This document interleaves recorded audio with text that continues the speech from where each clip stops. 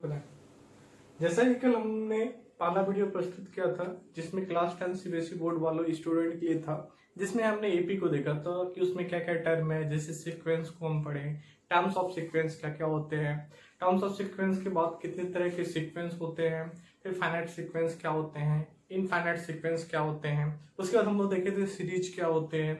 उसके बाद हम लोग देखे प्रोग्रेशन क्या होते हैं। उसके बाद हम लोग देखे प्रोग्रेशन के कितने टाइप्स होते हैं। फिर हम लोग देखे थे अर्थमेटिक प्रोग्रेशन क्या होता है, और लास्ट में हम लोग देखे थे कॉमन डिफरेंस। जितने भी चीज हम देखे थे सबको हम लोग क्या किए थे, एक बार एक सबको डिफाइन किए थे, और डिफाइन करने के बाद हम सबका एग्जाम्पल के द्वारा समझाए भी थे। क्योंकि हर चीज तो अच्छा जा रहा है, कुछ कमेंट्स ये आ रहे हैं कि आपका जो लिखावट है उसमें बहुत हद तक नजर नहीं आ रही है। तो उसके लिए मैंने एक विकल्प सोचा है, क्योंकि हमारे पास अभी उतने संसाधन नहीं है, इसलिए मैंने एक विकल्प सोचा है। मैंने एक टेलीग्राम का एक लिंक बनाया है जहां सभी बच्चे टेलीग्राम ऐप्स डाउनलोड करने के बाद उसे वहां जाके ज्वाइन करेंगे। वहां आप लोग को लिखना है मैथ बाय राजा वार्के। इस लिंक पे क्लिक करने के बाद आप लोग उसे ज्वाइन करेंगे, और ज्वाइन करने के बाद मैं जितना भी चीज यहाँ पढ़ाऊँ है, जितना चीज लिखता हूँ, मैं वहां उन्हें पीडीएफ के रूप में डालूंगा। आप लोग जिसे देखने में क्या होगी, सुविधा होगी। तो चलिए आगे आज हम लोग देखते हैं। कल हम एक एग्जाम्पल को देखे थे, और एक एग्जाम्पल देखने के बाद आप लोग को दो एग्जाम्पल घर से बनाने के लिए दिए थे। तो चलिए एक पहला एग्जाम्पल है जिसमें बोल रहा है फाइंड द फर्स्ट 5 टर्म्स। क्या करना है, पहला 5 टर्म निकालना है, जिसमें दिया हुआ मेरा a1 क्या दे रहा है, 1 दे रहा है, और साथ साथ बोल रहा है क्या, एक कंडीशन दिया हुआ an जो है उसका एक इक्वेशन दे रहा है बराबर an माइनस 1 प्लस 2, और बोल रहा है n is equal to and greater than 2। कहने का मतलब है n का जो वैल्यू होगा क्या होगा, या तो क्या होगा 2 के बराबर होगा, या n का वैल्यू क्या लेंगे, 2 से बढ़ा लेंगे। कहने का मतलब यहाँ जो n का वैल्यू चॉइस करेंगे वो 2 से शुरू करेंगे। चलिए इसे शुरू करते हैं। Let n equal to, n का वैल्यू क्या मान रहे हैं, 2। अब इक्वेशन में इसे क्या करते हैं, पुट करते हैं। तो पहले इक्वेशन को लिख लेते हैं। तो यहाँ यदि 2 पुट करेंगे तो क्या होगा, 2, यहाँ देख रहे हैं 2 माइनस 1, और ये क्या होगा प्लस a2 बराबर क्या होगा a1 प्लस 2।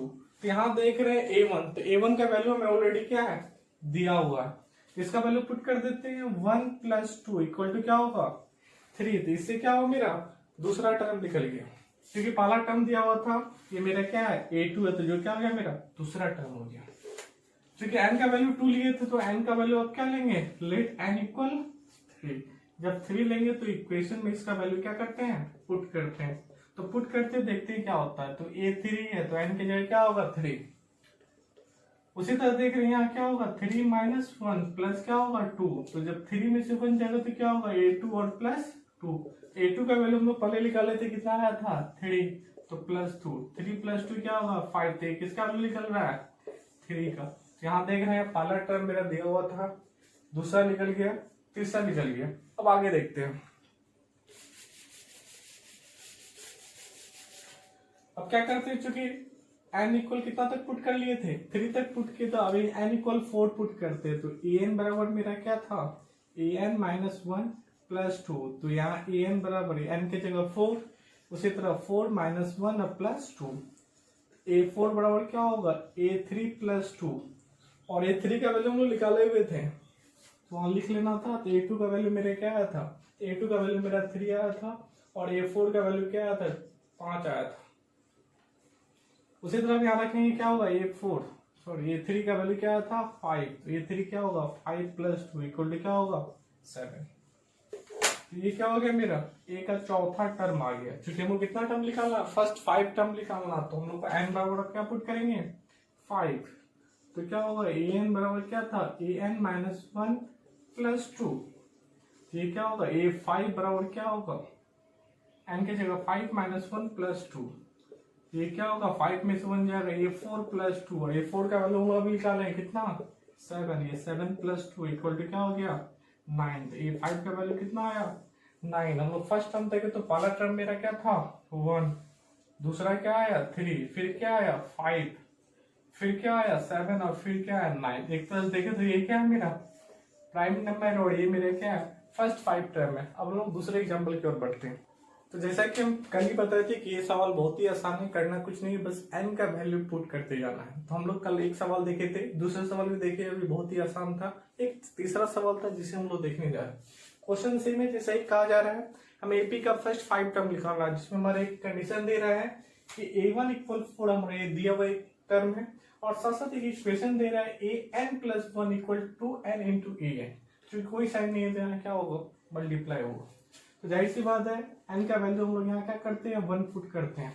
1 इसलिए पुट कर रहे हैं क्योंकि यहाँ किसी तरह का कंडीशन नहीं दिया हुआ। हम कल ही बोले थे जब कंडीशन नहीं हो तो कोई भी संख्या शुरू करते हैं और कोशिश करते हैं 1 से शुरू करें।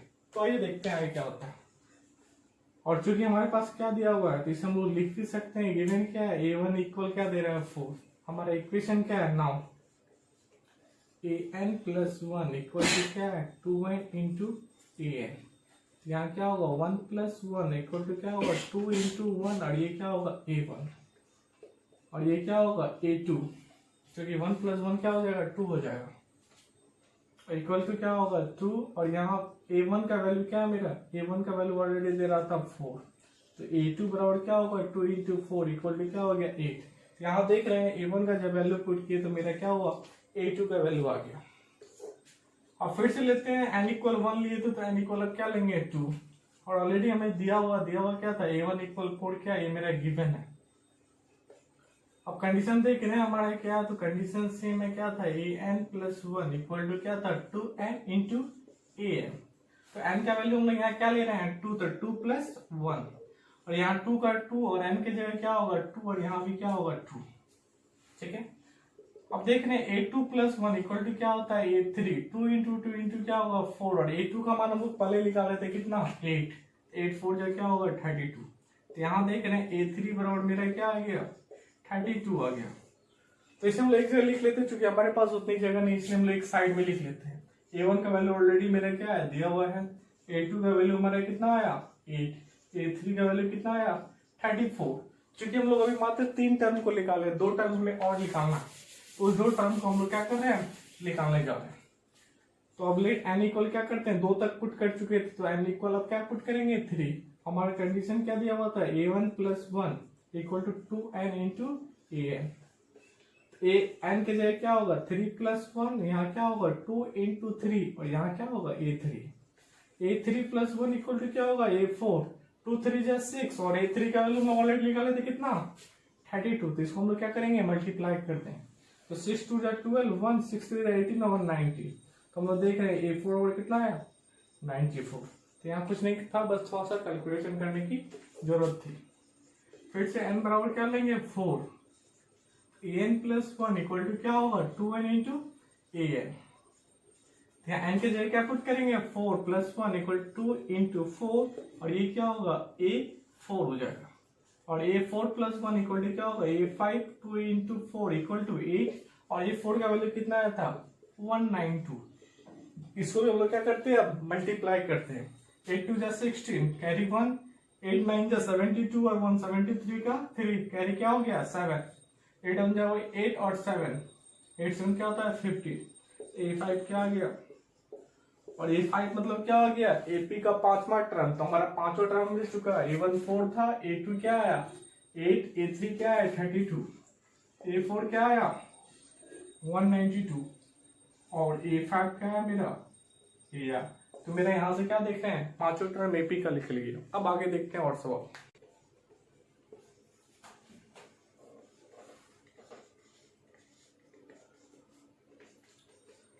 अब हम लोग देखने जा रहे हैं एपी का एक सिंबॉलिक फॉर्म होता है। सिंबॉलिक फॉर्म करने का मतलब प्रत्येक टर्म को कैसे हम लोग डिफाइन करेंगे, या प्रत्येक टर्म को निकालने के एक तरीका को हम लोग देखने जाते हैं। मान लेते हैं एपी का फर्स्ट टर्म ए है, क्या 1 है, मान लेते हैं क्या है, दूसरा टर्म मान लेते हैं 2 है, तीसरा मान लेते हैं 3 है, चौथा मान लेते हैं 4 है, लास्ट टर्म मान लेते हैं क्या है, 12 है। तो हम पहले पढ़ चुके थे कि किसी भी सिक्वेंस का या किसी भी वो सेम चीज एपी में भी लागू होता है। तो पहला जो टर्म होता है उससे हम लोग क्या बोलते हैं, a1 से डिनोट करते हैं। दूसरा जो टर्म होगा उसे किससे डिनोट करेंगे, a2 से। तीसरा जो टर्म होगा उसे किससे डिनोट करेंगे, a3 से। और चौथा जो टर्म होगा किससे डिनोट करेंगे, a4 से।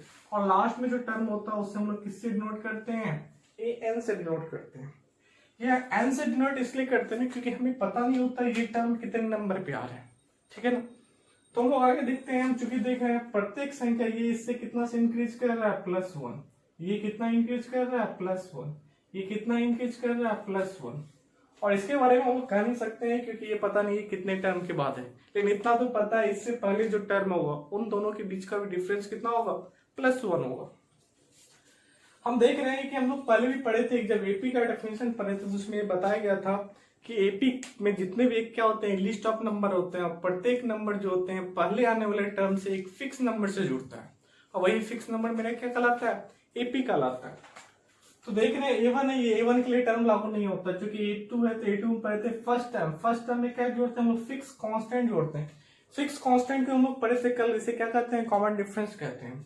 यदि वाले टर्म इससे पहले आने वाले टर्म में हम लोग क्या करें कॉमन डिफरेंस को जोड़ दे तो हमें क्या प्राप्त होगा दूसरा टर्म प्राप्त होगा। उसी तरह क्या होगा A2 के लिए देखते तो इसके पहले आने वाले टर्म क्या है A2, और इसमें फिक्स कांस्टेंट को यदि जोड़ देते क्या होगा मुझे ये अगला पद प्राप्त होगा। उसी तरह A4 के लिए देखें तो इससे पहले क्या आ रहा है A3, और इसमें यदि D जोड़ दे तो क्या प्राप्त होगा, तो हमें क्या होगा चौथा पद प्राप्त होगा। और चूंकि AN है तो हम AN के बारे में जानते हैं, AN से पहले क्या आता है AN-1।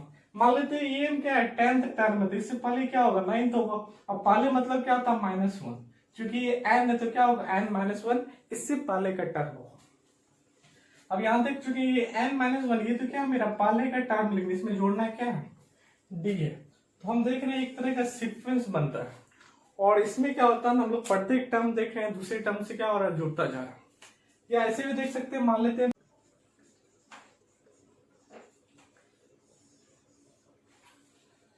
ये हमारे बुक में एक फॉर्मूला है जो जनरली क्या होता है हमारा nth टर्म को निकालने के लिए होता है, और यहाँ nth टर्म के साथ साथ हम लोग बहुत चीज निकाल सकते हैं, क्योंकि किसी भी फॉर्मूला में एक मतलब उसमें जो जो पद होते हैं उन सब पद को निकाला जा सकता है। जैसे इसमें देख रहे हैं क्या है en जो हमारा क्या होता है लास्ट टर्म होता है। उसी तरह ए क्या है मेरा A1 भी इसको बोलते हैं जो मेरा क्या है फर्स्ट टर्म है। उसी तरह n के बारे में पता ही है, n को क्या कहा था नंबर ऑफ टर्म्स कहा था। और d के बारे में तुम लोग कल ही पढ़े थे, ये मेरा क्या है कॉमन डिफरेंस है। तो हम जिस फॉर्मूला की बात करें एक ऐसा फॉर्मूला है जिसमें क्या होगा कम से कम 3 वैल्यू दिया रहेगा। कुछ कंडीशन ऐसे भी आते हैं जिसमें बस 2 वैल्यू होते हैं। जब 2 वैल्यू होते हैं तो हम लोग इक्वेशन के रूप में सॉल्व करते हैं, जो अभी हम लोग आने वाले 1-2 अध्याय के बाद देखेंगे। तो अभी हम लोग देखने जा रहे हैं हम लोग क्या क्या फाइंड आउट कर सकते हैं, क्योंकि देखने से पता चला इसमें लास्ट टर्म है, फर्स्ट टर्म है, नंबर ऑफ टर्म है, कॉमन डिफरेंस है। करने वाला इन 4 में से यदि किसी चीज को निकालने के लिए बोलेगा जिसमें क्या होगा 3 वैल्यू ऑलरेडी आपको दिया रहे, तो इन 4 में से कोई टर्म निकालने बोले और 3 वैल्यू दिया रहे तो हमेशा हम लोग इस फॉर्मूला को क्या करेंगे अप्लाई करेंगे, जिसे nth टर्म के फॉर्मूला के रूप में भी जाना जाता है। तो आइए से हम लोग कुछ एग्जांपल के तौर पे देखते हैं और समझने की कोशिश करते हैं।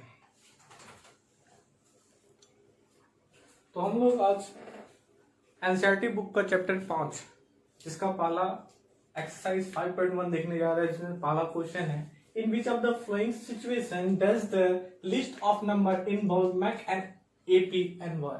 बोला नीचे जो कुछ क्वेश्चन दिया है उसमें कुछ सिचुएशन दिया है, उसमें कौन सा ऐसा संख्याओं का समूह है जो एपी का निर्माण कर रहा और कर रहा है तो क्यों कर रहा है। तो जाहिर सी बात है क्योंकि एपी के बारे में पूछ रहा है तो एपी के बारे में हम लोग पहले पढ़ चुके हैं। एपी तभी पॉसिबल है जब उनके लगातार टर्म के बीच का डिफरेंस क्या हो सेम हो। जब भी इस तरह का कोई सवाल हो जिसमें ये पूछा जाए कि एपी में है या नहीं, तो इस कंडीशन को चेक करने के लिए हम सिंपल रूल फॉलो करेंगे। उसके लिए करना क्या है 2 बार डी निकालना, और 2 बार जो डी निकालेंगे तो मान लेते हैं पहली वाले में डी निकालेंगे तो सेकंड टर्म में से फर्स्ट टर्म को घटा देते हैं, और दूसरी वाले के लिए क्या करेंगे टर्म को चेंज कर देंगे। जैसे पहली बार में 2 सेकेंड टर्म और फर्स्ट टर्म लिए हैं तो सेकेंड टर्म में क्या करेंगे थर्ड टर्म को सेकेंड टर्म से कर देंगे, या फोर्थ टर्म को क्या करेंगे थर्ड टर्म से कर देंगे। और इस सिचुएशन में जब हम लोग 2 बार डी निकालेंगे दोनों का मान यदि समान होगा तो हम लोग समझ जाएंगे ये क्या है एपी में है, और ये हमारा क्लियर आंसर होगा एपी में है। क्यों? क्योंकि इनके 2 लगातार पदों का अंतर क्या है समान। तो आइए इस क्वेश्चन को पढ़ते हैं और आगे बढ़ते हैं। तो हमारा पहला क्वेश्चन दे रहा है द टैक्सी फेयर। किसकी बात हो रहा है टैक्सी फेयर का। हम सभी तो टैक्सी में सफर करते ही हैं। After each kilometre when the fair is 15, क्या बोल रहा है प्रत्येक किलोमीटर के लिए भाड़ा कितना है 15। इसके बाद for the first kilometre and this 8 for each additional kilometre, कहने का मतलब है किसी टैक्सी फेयर के बारे में बोल रहा है कि हम लोग यदि 1 किलोमीटर जाते हैं तो उसका फेयर कितना दे रहा है 15, और उसके बाद हम लोग जितना किलोमीटर जाएंगे, जैसे मान लीजिए हम लोग 2 किलोमीटर जाते हैं तो 1 किलोमीटर के लिए किराया कितना है 15, और 2nd किलोमीटर के लिए क्या होगा 8 जुड़ता जाएगा। तो आगे से हम लोग क्या करते हैं देखते हैं। तो हमारे पास क्या है दिया हुआ है the fair of 1st kilometre. तो फेयर ऑफ 1st किलोमीटर में कितना दे रहा है, रीस कितना दे रहा था 15 दे रहा था, और एडिशनल क्या दे रहा है, एडिशनल मतलब अतिरिक्त।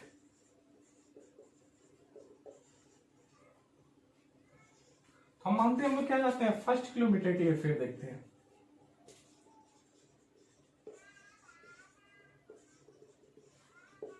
फर्स्ट किलोमीटर के फेयर देखेंगे तो जो क्या है 15 का क्या होगा 15 ही रहेगा। मान लीजिए हम लोग फेयर देख रहे हैं किसके लिए 2nd किलोमीटर के लिए, तो 2nd किलोमीटर के लिए वो 1st किलोमीटर के लिए जितना फेयर है वो तो रहेगा, साथ साथ अतिरिक्त किलोमीटर कितना 1 किलोमीटर एक्स्ट्रा जा रहा है, और 1 किलोमीटर के लिए कितना है 8 रुपये, तो 15 क्या हो जाएगा 23 हो जाएगा। फिर यदि हम लोग देखेंगे 3rd के लिए, यदि हम लोग 3रा किलोमीटर जाते हैं 3 किलोमीटर से फिर तय करते हैं, कितना किलोमीटर 3 किलोमीटर जाते हैं, तो 15 किलोमीटर तो मेरा 1st के लिए था, फिर एक एक्स्ट्रा होगा तो कितना 8, फिर एक एक्स्ट्रा होगा तो कितना होगा 8, तो 15 8 23 और 8 क्या होगा 31। चूंकि एक टर्म और ले लेते हैं, मान लेते हैं 4th किलोमीटर के लिए, तो चूंकि 15 1st के लिए, 2nd के लिए क्या होगा 8, 3rd के लिए क्या होगा 8, और फिर 1 किलोमीटर जा रहे क्या हो गया 13 है। ये क्या हुआ 1st किलोमीटर के लिए, ये 2nd के लिए, ये 3rd के लिए, और किसके लिए 4th के लिए। यहां तक समझने में कोई दिक्कत। अब हमारे पास देखते हैं क्या क्या टर्म प्राप्त हो रहा है, ठीक है आगे देखते हैं। तो हम लोग यहाँ तक देख लिए कि 1st किलोमीटर का किराया इतना है, 2nd के लिए 23 हो गया, 3rd किलोमीटर के लिए 31 हो गया, 4th के लिए क्या हो गया 39 हो गया। तो ये हम लोग समझ चुके हैं, क्योंकि 1st किलोमीटर के लिए कितना दे रहा था 15, उसके बाद जितना भी किलोमीटर जाएंगे प्रत्येक किलोमीटर के लिए 8 बढ़ेगा। एग्जाम्पल के तौर पर फिर से समझते हैं, जैसे 1st किलोमीटर के लिए 8 है, 2nd किलोमीटर जा रहा है तो 1st किलोमीटर के लिए तो कितना है 15, लेकिन इसके साथ 1 किलोमीटर एक्स्ट्रा जा रहा है, तो 2nd जो किलोमीटर है उसके लिए क्या होगा 8, और ओवरऑल 2nd किलोमीटर के लिए फेयर देखें तो कितना होगा 23 होगा। उसे तो हम लोग 15 के बाद क्या होता है 3रा किलोमीटर 3 किलोमीटर की सफर तय करते हैं, तो 1st के लिए तो 15 रुपए देना होगा, क्योंकि क्या है उसके बाद जितना किलोमीटर एक्स्ट्रा जाएंगे, तो मान लेते हैं 1 किलोमीटर 2 किलोमीटर और एक्स्ट्रा करना, तो 1st के लिए 8, 2nd के लिए 8, टोटल क्या हो गया 31। उसे तो हम लोग 4थे किलोमीटर का भी क्या किए थे फेयर निकाल लेते हैं। और देख रहे हैं हमारे पास 4 टर्म प्राप्त हो रहे हैं, 15 21 सॉरी 15 के बाद 23 प्राप्त हुआ था हमें, फिर क्या था 31 और 39। क्योंकि हमें एपी को जांचने के लिए बस 4 टर्म को निकालने की जरूरत है। 4 टर्म्स में देखेंगे किसी भी 2 लगातार टर्म का यदि कॉमन फिक्स वैल्यू क्या हो यानी कॉमन डिफरेंस सेम आ जाए तो क्या होगा मेरा एपी में होगा। तो यहाँ देख रहे हैं 4 टर्म में हम लोग देखने से पता चल रहा है, इन दोनों के बीच देख रहे हैं +8, इन दोनों के बीच क्या है +8, इन दोनों के बीच का कॉमन डिफरेंस क्या है +8 है। लेकिन देखने से क्या होता है मैथ सॉल्व नहीं होता, उसे करके दिखना होता। आइए देखते हैं। तो चूंकि हम जानते हैं मेरा क्या है 1st टर्म इसको A1 बोल सकते हैं, 2nd टर्म A2 हो गया, 3rd टर्म क्या हो गया A3 हो गया, और 4th टर्म मेरा क्या हो गया A4। और D के बारे में हम लोग जान चुके हैं, ये क्या होता है 2 लगातार पदों का अंतर होता है। A2 मेरा क्या है 23 माइनस A1 कितना आया 8। ये हम लोग एक बार और D निकालेंगे, एक बार कोई भी वैल्यू चेंज कर देते हैं, A2 माइनस A1 लिए तो A4 माइनस A3 भी ले सकते हैं, या किसी की इच्छा होगा तो A3 माइनस A2 भी निकाल सकते हैं। A4 क्या मेरा 39 और A3 क्या मेरा 31, दोनों को घटाते हैं 8, तो देख रहे हैं यहाँ भी 8 है और यहाँ भी क्या है 8 है। जब दोनों का वैल्यू क्या हो रहा है बराबर है, दैट मींस कॉमन डिफरेंस क्या हो गया मेरा बराबर हो गया। जब कॉमन डिफरेंस बराबर हो गया तो क्या हो गया, जब कॉमन डिफरेंस बराबर हो तो एपी में वैल्यू देंगे, क्योंकि कॉमन डिफरेंस बिटवीन 2 कंज्यूगेटिव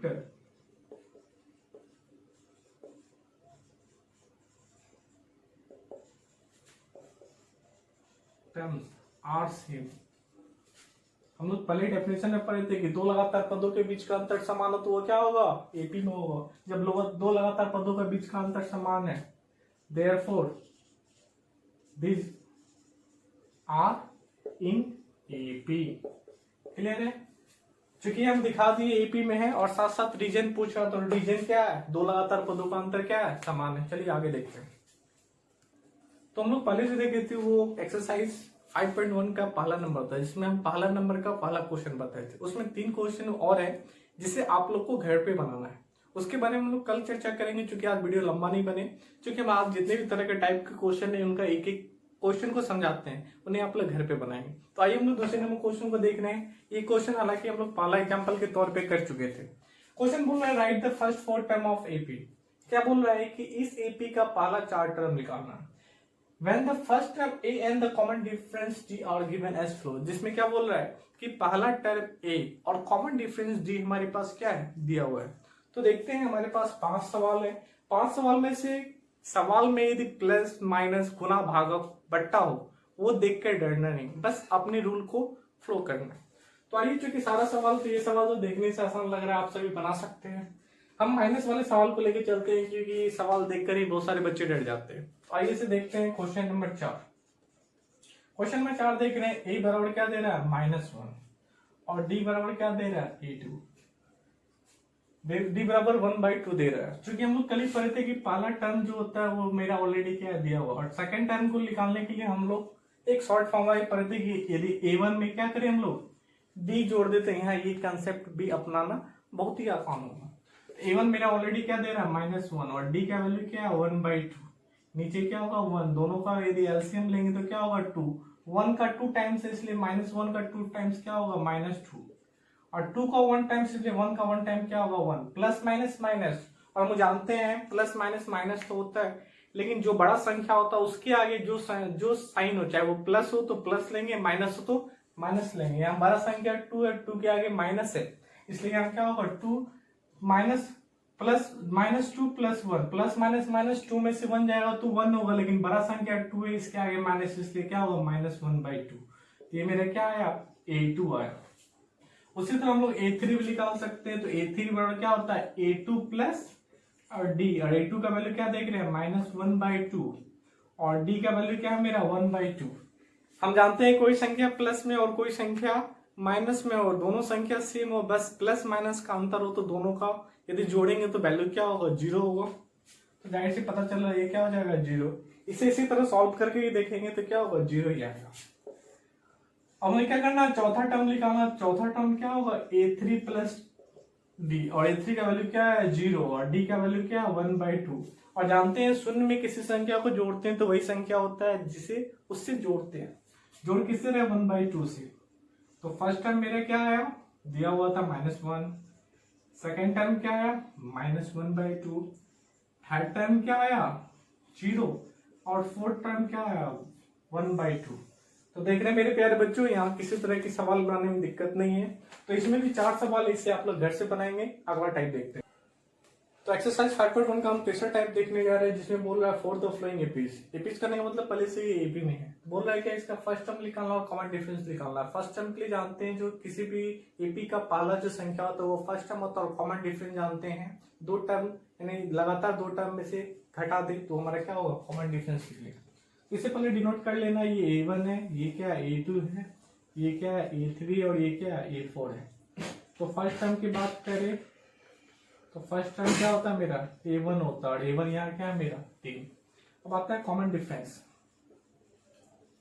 बहुत ही आसान सवाल है बच्चों, डरना नहीं है, बस इसे सॉल्व करना है, घर पे थोड़ा मेहनत करना है। और मैथ जब भी पढ़ते हैं तो कोशिश करेंगे आप लोग कॉपी कलम लेकर बैठे। A2 देख रहे हैं 1 है, और ये क्या है मेरा 3, और 1 में से 3 जाएगा तो क्या होगा, 2 होगा। अभी बताए थे कोई भी संख्या प्लस माइनस में हो तो जिस संख्या बड़ी होती है उसके आगे जो साइन है उसका वैल्यू होता है। तो बड़ा 3 है, इसका क्या होगा, -2। तो पहला आंसर मेरा क्या है, फर्स्ट टर्म, और ये मेरा कॉमन डिफरेंस D, यही निकालने बोल रहा था। इसमें निकाल सकते हैं। तो ये मेरा क्या है, A1, ये क्या है, A2, ये क्या है, 3, ये क्या है, A4।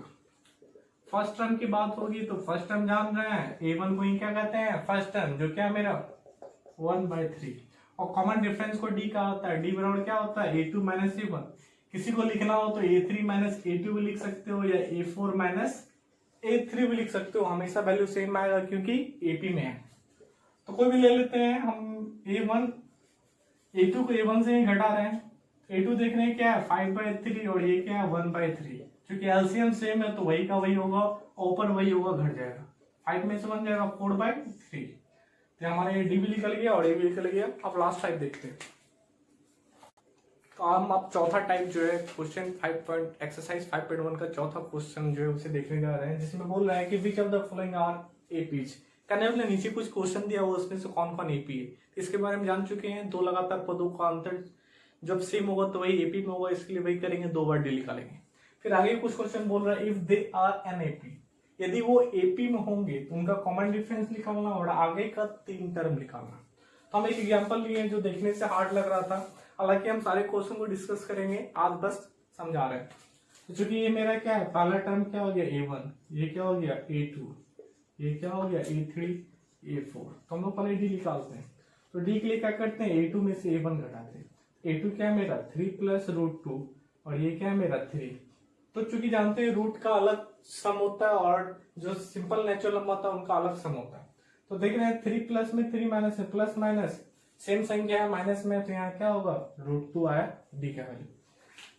फिर से हम लोग एक बार डी निकालते हैं। तो इसमें हम लोग क्या करते हैं, A4 में से A3 घटाते हैं। A4 मेरा क्या है 3 + 3 √2 और A3 क्या मेरा 3 + 2 √2।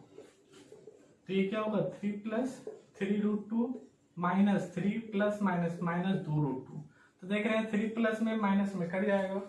3 √2 में से क्या होगा 2 √2 घटाना, 3 में से 2 √2 घटाएंगे तो क्या होगा 1 √2 होगा। और किसी भी रूट वाली संख्या के साथ 1 नहीं लिखा था, इसलिए सिंपली क्या होगा √2। यहां देख रहे हैं क्या है common difference, D R same, therefore it is APs. जो ये क्या डी का वैल्यू सेम है तो ये क्या होगा एपी में। और क्वेश्चन में बोल रहा था जब ये एपी में होगा तो हमें क्या करना होगा, डी निकालना होगा। तो डी हम लोग ऑलरेडी निकाल चुके हैं, कितना है √2। यदि हमें इसे और अच्छे तरह से लिखना तो डी को यहां से एक बार फिर से निकालेंगे। और क्या करना, आगे का 3 टर्म निकालना, क्योंकि कहां तक दिया हुआ था A4 तक। तो अगला क्या होगा A5, उससे आगे क्या होगा A6, उससे आगे क्या होगा A7, यानी आगे का 3 और टर्म निकालना। और हम लोग पढ़े थे यदि A5 निकालना तो इससे, यदि हम एपी के बारे में पढ़े थे, पहले वाले टर्म में डी जोड़ते हैं। इससे पहले क्या होगा A4, उसमें क्या जोड़ेंगे डी।